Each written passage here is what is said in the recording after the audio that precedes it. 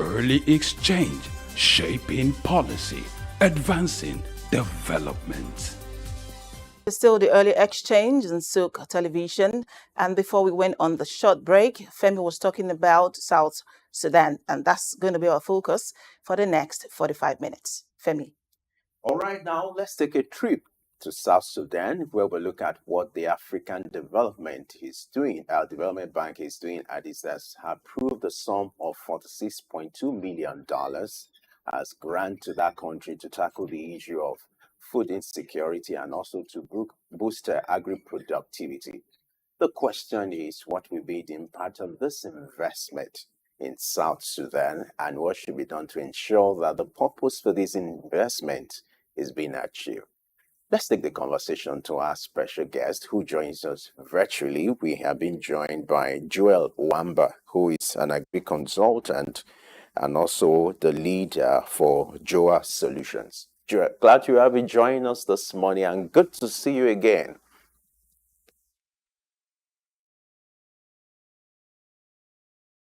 All right, when you hear about this kind of investment coming from a developing bank like the African Development Bank, the sum of $46.2 million to South Sudan to boost agri-productivity, what comes to your mind? What are your concerns? Well, usually, like you say, there are always two sides to a coin. You have in our natural self, we say we have the positive and the negative side. So from the positive side, I mean, this is beautiful. It's good. South Sudan it's like the youngest country in the world. So certainly a lot of things will be needed, and coming from where they're coming from, and they will need an injection that will help jumpstart the economy and a lot of other things. That being said, I think it's needed. Looking at a lot of the potentials that they have, and an African country endowed with a lot of natural resources and land as well. On the flip side, you'll be quite concerned because looking at the crisis that gave birth to South Sudan, coming from Sudan, and then after that, you realize that the crisis continued. They've had a president who has been there since inception, and it looks like he doesn't want to leave. Now this calls for a lot of concern if you inject this huge amount.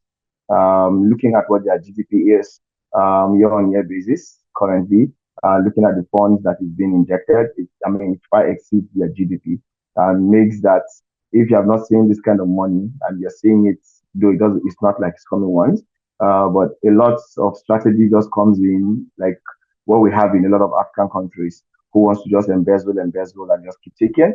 That becomes the problem. That becomes a major concern. And the impact of this kind of concern is if it's not properly addressed by right leadership, the people get used to that funds, and everybody goes to sleep thinking that it's working and thinking that whatever makes it work is being produced from within the country. Not knowing there is an injection from the development bank, which is a grant.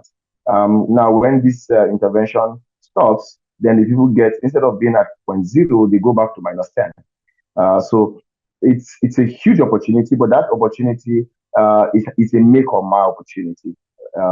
If it's rightly utilized, rightly implemented, and monitored all through from start to finish, South Sudan, they'll become the pride, they'll become the golden fish of Africa. But if not utilized properly, if leadership issue comes in and a lot of things are not resolved, their security and conflict continue and persist, and corruption decides to go up a lot of those funds, then the current humanitarian issues we're seeing in South Sudan will be a child's play. Because what will follow, it's going to be dog eat dog. And it's not going to be a small joke. But I love to be very optimistic. So I think, and I want to believe that a lot of thought have been put in place, a lot of pre-surveys had gone in before. At least I know what AFDB stands for, and I know little of the processes they take before they inject such kind of funds. So I want to trust that everything will become true to type in the sense that all of the analysis and projections put is what will play at the end of the day. Every goal achieved, and then everybody will be fine. So I want to be optimistic that it will go in the right direction. Thank you, Femi. Sudan has gold deposits. Why is South Sudan still poor? Why is the country still poor if they have gold deposits? Even though we know that oil used to be the the dominant player in the country. So, unfortunately, right, there's a direct correlation, right? Very direct correlation. When I say direct, I mean if you increase this by 1 unit, the other one increases by 1 unit. Research have shown that countries with a lot of mineral resources usually have a lot of conflict issues. We could talk about that, so we could relate with it in Nigeria. Oil wasn't. I mean, we've had oil for a while. All right, it was discovered just immediately after the independence. And then everybody was fine, right? We're good. No crisis, no militants. And a season came where they felt, oh, we're the owners of these things. Actually, we're not giving job. Oh, these guys are not paying this. And rather than coming to a negotiation table, a group of people felt, you know what, we have to take this thing by force because it's violent to get it by force. And you have the militant group who came up and say, hey, this is what we want, resource control, and all of that. So once mineral resources are found, you always have you have the back players. I call them the back players. They don't like to come to the direct system. They want to have and collect what they can through the backdoor system. So they pump in a lot of resources and arms through a little group of people who can just destabilize the system entirely. Unfortunately, this is everywhere you have natural resources. You always find that, right? We had the militant system from the south. Thank God for the administration of the late President who came in and brought in the whole amnesty. But if you look at a lot that's happening in the north, Zamfara and all of that, Zamfara is in the northwest, Boko Haram was in the northeast, or it's been in the northeast. But one of the greatest trouble you have around Zamfara is the gold, right? Where they found it, and amazingly, it's so bad that if you get there, you can't count more than 10 local governments you can confidently go to and you'll be secured. Not because they'll kill you, but anything can happen, and it's because of the resources they have there. Now that's the correlation. So everywhere you have these natural resources, you have a group of people who feel we want ownership, we don't want the control of the government, and we think we can get it. And the only way to get it is then bring in this whole terror act and all of that and all of that. So it's a major concern if you find that in South Sudan, because every country in Africa has shown this progression, this direct relationship between resource and terrorism, resource and banditry, resource and conflicts. So it's a major problem. So yes, they have it, which is supposed to still to be very good. But yes, this also will give birth to a lot of militants and rebel groups, rebel leaders, and all of that. If it's not properly um, taking into cognizance, call them to negotiation table, look for a win-win situation where everyone is okay and everybody feels, oh yes, we are part of the system, then this will continue. And I'm sure it's the real reason for this continued conflict even after the cessation from Sudan, because they know their resources. I mean, they're blessed. They have oil, they have gold, they have chromites, they have iron ore, they have limestone. Small population of just likely over 11 million persons, right? But this crisis, imagine that with 11 million, less than, I mean, some states, Lagos State is far bigger than Sudan, and but it's hard to govern. Conflicts in Sudan is not even, you don't even have conflicts in Lagos. All is because of the resources. Now, until there is a system of negotiation, and I'm glad that funds like these are coming in. I really hope that quite a number of things, because you have to diversify. If people see that this is the only hope for them to live, and then they can die for that purpose, because if they don't get it, they'll feel like life is taken out of them. Until they begin to see that there are other means that we can still live and be okay, then we might never be able to come out of this conflict. So I'm glad that interventions like this are beginning to come in, where they see, oh, what's there? Forget it. There was a time in Nigeria where if you didn't have oil company, if you don't work in the oil company, it looks like you work nowhere. But today, very few persons. I mean, you don't hear that anymore because a lot of other sectors have picked up. A lot other sectors. Now, this is good for every country, right? When we diversify. So that certainly is what South Sudan needs right now. Thank you. All right, interesting. According to AFDB, this program is expected to last for 6 years from now till the year 2030 and is expected to produce additional 350,000 cereals. Now, my question is, what critical areas do you think the AFDB should channel this investment into to be able to boost agri productivity, as stated in their press release? Okay. Um, so how the system works, it's a flow. Let me try to explain what the flow system is. In leadership, we tell you if you can eliminate complexity such that just like the Toyota production system, every unit becomes professional and very efficient in what they do, you get a better result. That's like a flow system. Um, so yes, they want to improve productivity. From the top of my head, as an agricultural specialist, I can almost tell you one, two, three things they need to do. I'm glad they didn't say production area, it's productivity. Now, what they meant is instead of producing 1 ton per hectare, whatever it is, right, they're planning to produce maybe 2 ton per hectare, right? That's basically what they're targeting. Now, naturally, there are things you want to just be, oh, you know what, go to the research institutes, let them bring in improved varieties. That will do well. Okay, fine, let's check and look at how they utilize inputs. Okay, fine. If we do this, what will happen? Then reduce and minimize loss and wastage from post-harvest, and pest and diseases. Very straight. But amazingly, this thing does not really impact. There has to be some kind of incentive. And this incentive has to become like an internal motivation. So you want to check, okay, fine. If they produce before maybe a ton per hectare of weight, right? If they now produce 3 tons per hectare, is there a market for it?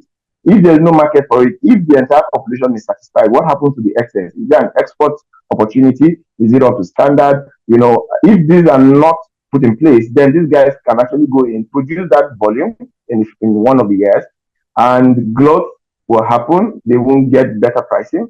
So literally, you have more, but you're not profitable. And then you realize that a lot of those goods just go bad, destroyed because there are no places for storage. Now, all of that becomes what I mean by the flow system. So, yes, it's a productivity that needs to be improved, but there is a lot of other sectors that must be put in place. First of all, is the market. If they produce this volume, is there a market to uptake?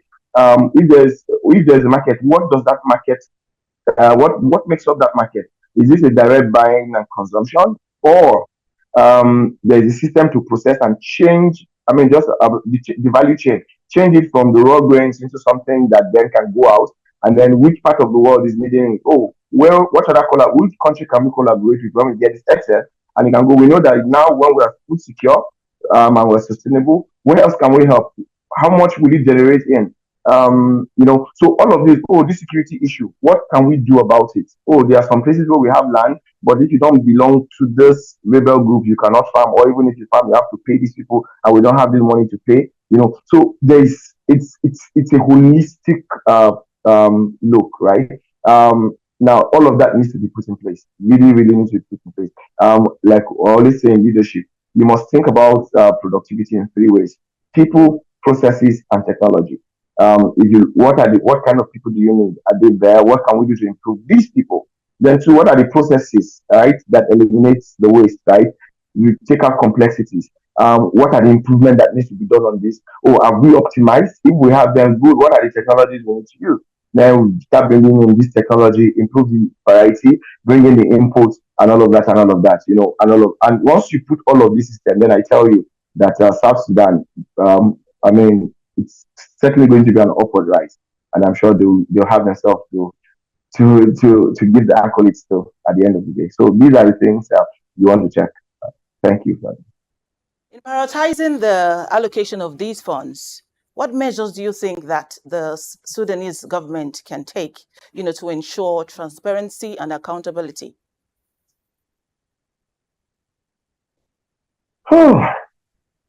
This is it's one of the toughest questions to answer when it comes to an African country receiving intervention.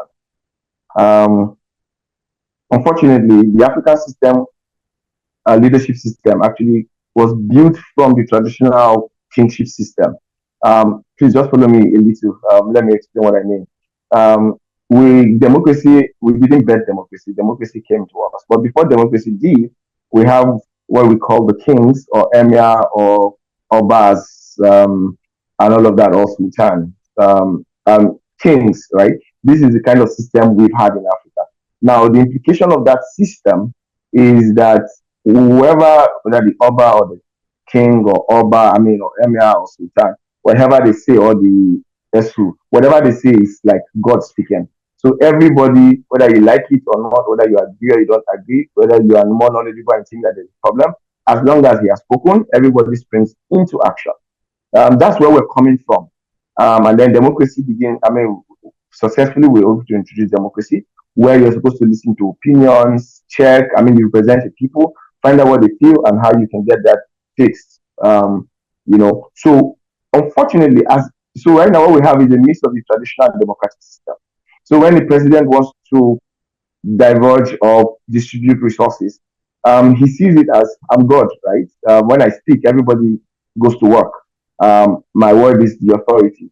In a lot of African countries, I'm glad that some countries are beginning to move. The African countries. Now, the implication of what I'm saying is it's hard to speak when it comes to Africa. How? There are plenty ways too, but two is, can we be pragmatic enough to go by these ways? That for me is my biggest concern. We can give all the suggestions. We know what we need to do, but the president feels that he's king. Everybody just answers yes, and nobody is willing to be against it because you could just be kicked out, and you want to still be there. Now, that being said, I will say the few things I think can be done. First of all, you want to go. I'm sure there was a survey by AFDB, which prioritized the different sectors and what needs to be done. There are key major sectors that this fund is supposed to address. One is infrastructure, and two is the agricultural productivity, and three is the humanitarian need, right? The hunger, the food. Like I was saying initially, I said you need the people, then the processes, right? And then you now need the technology. Now, on the people part, which is the humanitarian part, a lot of South Sudanese are hungry, and it's because of the conflict, they're not able to produce enough. Now, if you need that intervention, you need that intervention to first of all give people food. If they get food, like they say, a hungry man is an angry man. So when they get food, they won't be that angry anymore, and then they can be calm enough to think and make right decisions. Once you're able to do that, so yeah, there has to be a part of that fund given to that in the immediate. However, as a government, you have to give that, you have to make that time bound, because it's not supposed to be forever. If not, it will never be sustainable. They are supposed to, you give them food, but the idea is that they're supposed to be taught how to produce that food times 10. Now, once that part is sorted, right, so there has to be a portion of that fund that must go in that direction. Some people are sick and there are no good medical hospitals and all of that, right? I'm beginning to speak about infrastructure, the right hospitals. What are the markets? I spoke earlier about the right market. So we now need to, what's the complexity of, this market, you have a lot of these buyers, this market is close to the border, we can usually get people from outside this country who could come by. So we need, this market is developed. However, this market is so isolated from the other markets. So what do we need to do? Fine, we need to build transportation system. Is it the road or the water system from this other place that produces more to this place that sells more? So you must have clearly defined those two locations. Where are the international buyers likely going to come due to access? Then where do we have the major production, right? What do we need to do to connect these two? So that connectivity has to be put in place. Once you do so, a measure of that fund, and I completely agree with AFDB, that you must have to link those markets. Because if not, these farmers will produce and there won't be enough places to go. People have to take the risk to move these goods from where it is produced to where they can sell. Now, what it means is that we are empowering the middleman who does not farm, but he makes the money. And this only the rich can play in that sector, in that space. So yes, the major population farms, but they are not able to be profitable because the middleman has the money to play there and has the money to get his truck. Even if it goes bad, he can change it. But whatever cost he spends on that journey, he's able to add it to his cost of production, and then he will sell at a margin. He will never lose. The middleman almost never loses because he adds his cost into his revenue, and into his cost into the pricing of the goods, and also adds a margin. So, but the farmer, whatever the price is talking about in the market, he has to sell. If it doesn't sell, it goes back, he's in trouble. So yes, such linkage must happen. So however, I think it has to be, you don't want to take 70% of that funds and put into that kind of infrastructure and all of that. Yes, but key is when it comes to agriculture and food sustainability over time, then the core agriculture has to take at least 50% of that fund. These other things are supportive services that you must activate and allow it to become a flow system, like I was speaking earlier, right? So once you're able to do this, what you have is when you now focus on the main productivity itself, you're putting together trainings, improving capacity of the persons, right? How do you plant? What, just some basic technologies that obviously we don't have the time here, right? Once you're able to do this, and you then come back and say, okay, fine, what do we need to do on this value chain? Oh, we notice that we have this kind of disease that comes in. Oh, even if we do this, the people are not willing to move, right? Adoption. So what do we need to do? Okay, fine, let's begin to bring up programs and all of that. Organize things like farm university and all of that. So you then focus majorly on productivity. Now, while you're dealing with productivity, you If you also, can because hear in the me, long run, we just need to move on to another conversation. If you can hear me, can you hear me now? Yeah, I can hear you. Okay, great. You're doing well. But I want us to move on to another round of conversation. Now, let's look at what the government of South Sudan needs to do in form of preparation. The obligations expected of the government of South Sudan, because this is a partnership between African Development Bank and South Sudan. On the part of the South Sudan government, what are the obligations expected, or the level of preparations should be done, especially for the farmers, for this program to achieve the purpose intended? The program is expected to kick off in September. So you're in position to advise on how or what should be the obligations of South Sudan for this program to kick off properly, and then the purpose can be achieved as well. All right. So first is that you have to identify key stakeholders in that country, in every of these sectors and improvements. So as a government, you know your people, identify the key stakeholders, bring them up to the meeting, and you make your goal, the end goal. You must begin with the end in mind. So what is the goal? What do I have to achieve in this sector? Make it very plain and allow everybody bring in their inputs so that you can drive ownership of the system. Hear everyone and see their bottlenecks. And as a government, I'm sure you should have experts like the Minister of Agriculture and all of that. Sit down and analyze all of this private sector. At least you should have that meeting 2-3 times, at least two times before the September. I'm sure they will already have this level of engagement. And then three, you want to now have a monitoring system from the government. I'm sure AFDB will have a system to monitor their metrics. But also, as a government, you want to look for people with integrity who will monitor the utilization, the disbursement and utilization of these resources, and have a timely system, maybe a monthly or quarterly system of measurement of progress, right? You must measure progress and find people who are online and not online, and then you really quickly come back to the drawing table and know what is working and what is not working, and make those changes. And then three, you also want to sit down as a government and look for ways around the security challenges, because without that is a problem. Four, you have a very young population. Mid-age is around 18 years in South Sudan. So you mean that you have a very active population.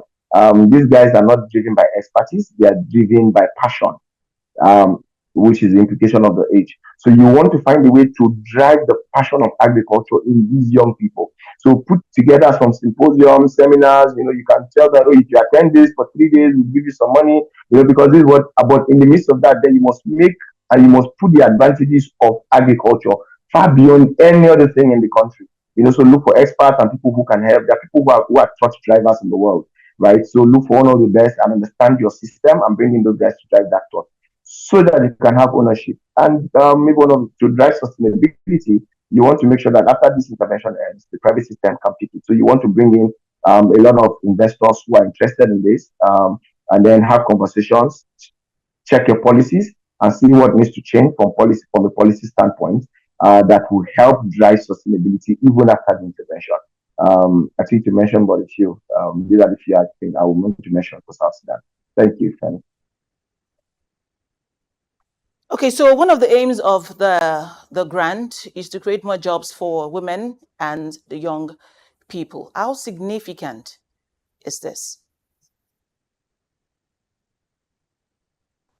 It's very significant. I just started talking about the young population, where you have a mid-age of 18, which is, I mean, very unique, strongly passionate. And the women group is something that the global world has been trying to push in Africa, where we can drive in a lot of women because we have a lot of women. So if you don't make them active part of the workforce, we're literally losing almost 50%, right? Because they have to be at home. So yes, it's very significant. And what you want to do to the young, they have energy. So you put them to you improve their capacity on areas that need strength. For the women, you also want to look for jobs and competencies that are very strongly feminine. A lot of the work around the processing factories, even in the farm and all of that, you look for planting, harvest, so you start building those capacities of those people so that they can own, like I was talking about the Toyota production system, where people become experts on their field. So grow the capacity of the women on processing and post-harvest activities. Even in Nigeria, up north, right, you have women do a lot of the planting. So that this job that they can easily do so that the people with strength can focus on more strength needed jobs, right? And then you make that every system becomes very productive. At least the yield, and then they bring in a lot of income and all of that. The market activities, you want to drive the women into that. So yes, it's very significant, and these are the things that has to be done. Research has shown that when all the population are active, then the economy of that country is greatly improved. This is what the West enjoys. When it comes to the workplace, you don't have male and female. Everybody goes to work, everybody is active, everybody gets results and drive results because of the orientation, right? The mindset has shifted. Right now, Africa needs that paradigm shift, or else we're going to be in serious shit in the future. Thank you. Now, let's look at the issue of agri supply chain. It's a global challenge, but in particular about South Sudan, which you have the issue of insecurity and disruption that has existed in the supply chain, the agri or food supply chain. How can this kind of program be tailored towards addressing this challenge?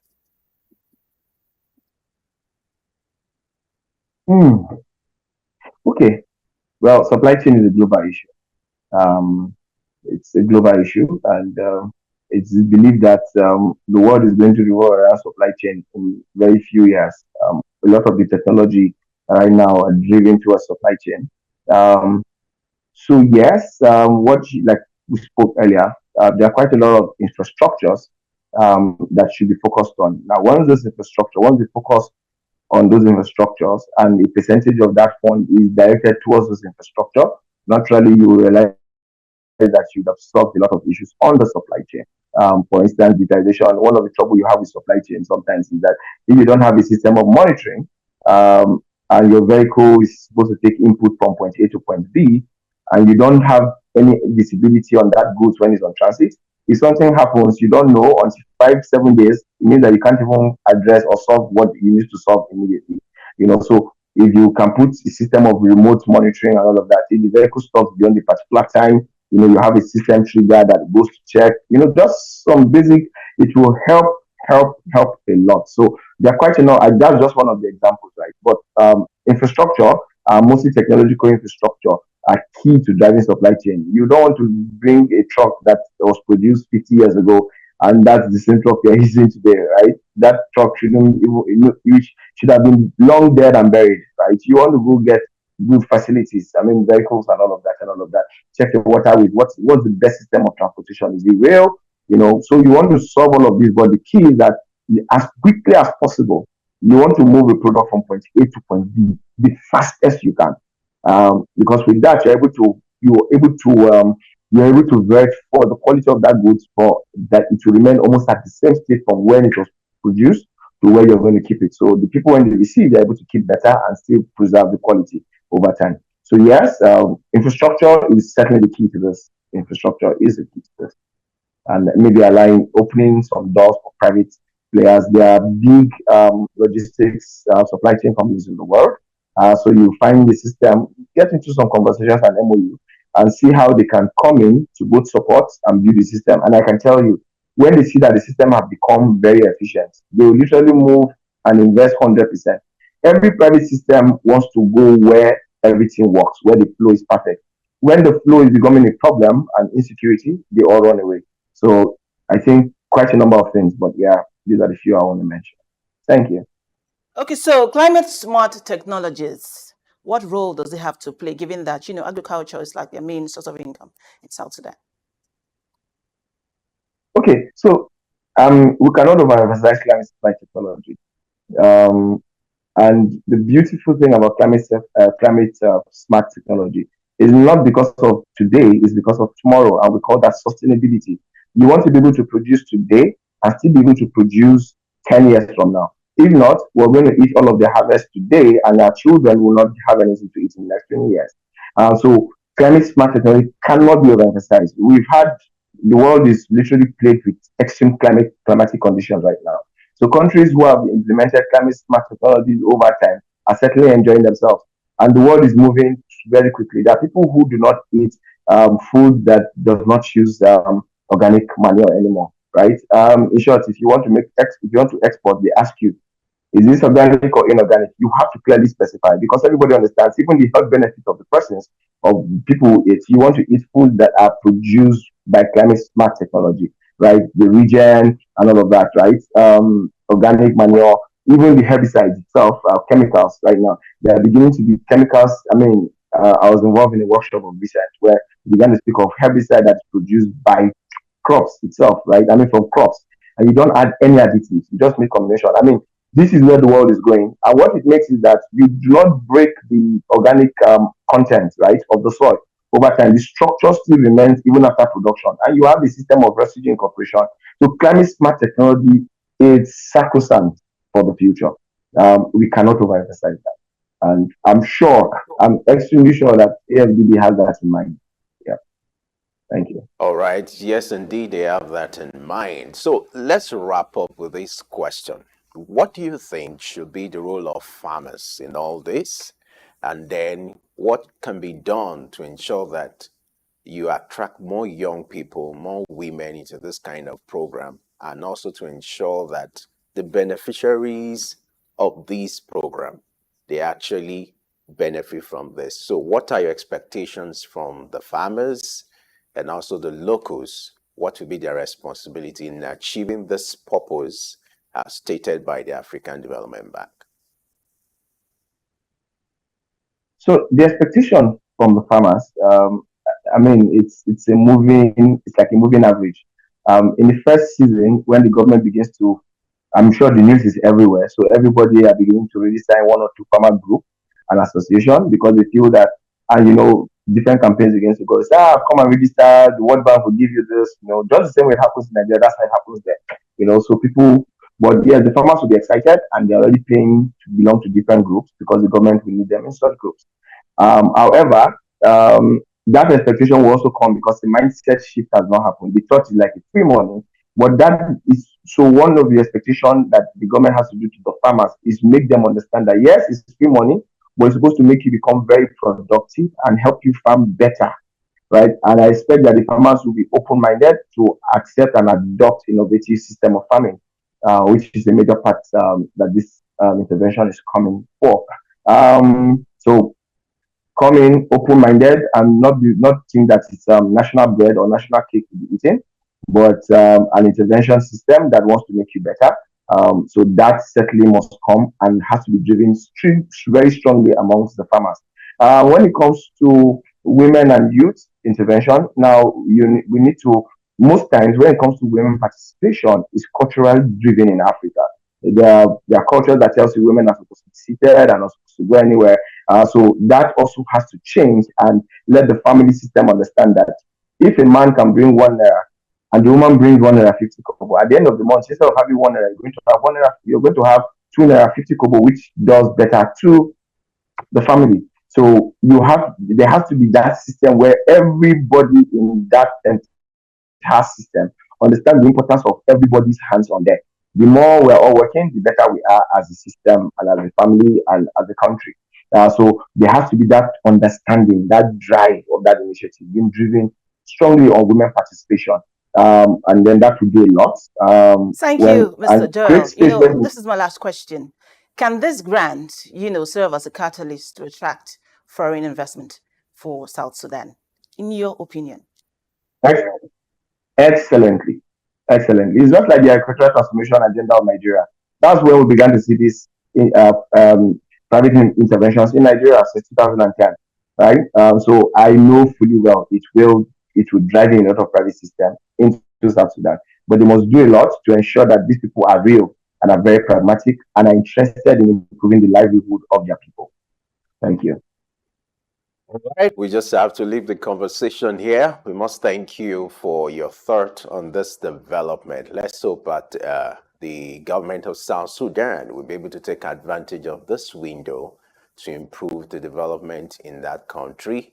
Thank you so much, Jowa Wamba, for your time and your commitment on Early Extend this morning. You're welcome, Femi. Thank you too for having me on this program this morning. Thank you. All right. We've taken a trip to South Sudan. Now we are back in Nigeria, back in the studio with Shadi. This issue, conversation.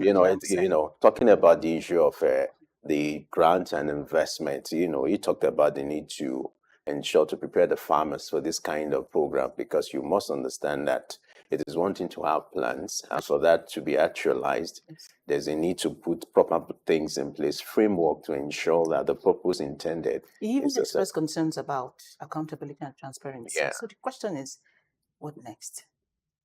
What's the agenda for the African society, where we cannot even receiving the grant, we still express fears that it will not be accounted for. Trust the African Development Bank by the assistance of that bank. We should have KPIs. Of course. And I'm happy with the fact that this kind of program, money is not going to exchange hands. It's just they're investing in technology. Good enough. In things that will also enhance the productivity, not that they are giving handing over money to farmers. So that won't happen. And trust the AFDB with this kind of programming. They've done it over the years. Okay. So they can put strategies in place, the element of control to ensure that things are done internationally and properly. Right.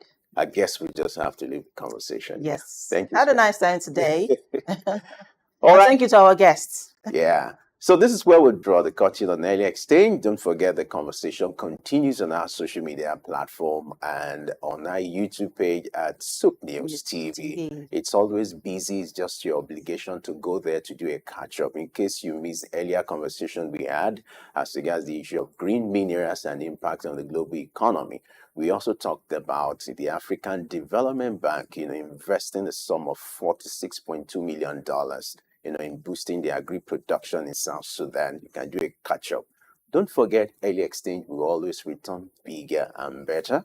Early Exchange returns tomorrow. And I remain Femi Ayodele. And I am Shadi Uwe. Many thanks for watching.